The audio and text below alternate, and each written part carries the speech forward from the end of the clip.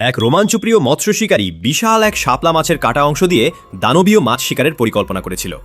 তার হাতের বিশাল আকৃতির বড়শি আর অভিনব টোপ দেখে উপকূলের সবাই ভাবছিল, এত বড় টোপে কি আসলেই কিছু ধরা পড়বে? কিন্তু সেই অদ্ভুত টোপ পানিতে ফেলার মাত্র ৩০ সেকেন্ডের মাথায় ঘটে গেল এক অবিশ্বাস্য ঘটনা। পানির গভীরে থাকা এক অদৃশ্য দানব হুট করেই পুরো টোপটি মুখে নিয়ে টান দিল।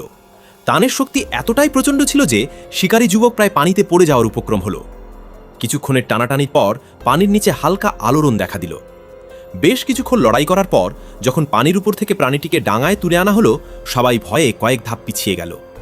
এটি ছিল প্রায় ২০ কেজি ওজনের বিশাল এক বয়াল আকৃতির সামুদ্রিক গ্রুপার। তবে চমকের এখানেই শেষ নয়। স্থানীয় পরিবেশ আইন অনুযায়ী এই বিলুপ্তপ্রায় সমুদ্র দানবকে মেরে ফেলা নিষিদ্ধ, তাই শিকারীরা পরম মমতায় সেটিকে আবার বিশাল সমুদ্রে মুক্ত করে দিল।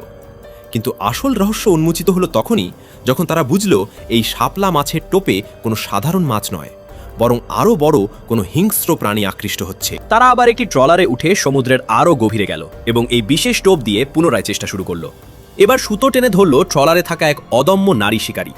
পানির নিচ থেকে আসা টানাটানি দেখে মনে হচ্ছিল সমুদ্রের নিচ থেকে কোনো জল দানব পুরো ট্রলারকে টেনে নিচে নিয়ে যাচ্ছে।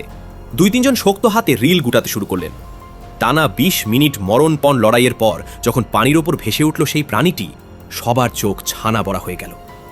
এটি ছিল প্রায় ২০০ কেজিরও বেশি ওজনের এক দানবীয় জায়ান্ট গ্রুপার, যার হাঁ করা মুখ দেখে মনে হচ্ছিল একটি ছোট মানুষকেও আস্ত গিলে ফেলতে পারবে।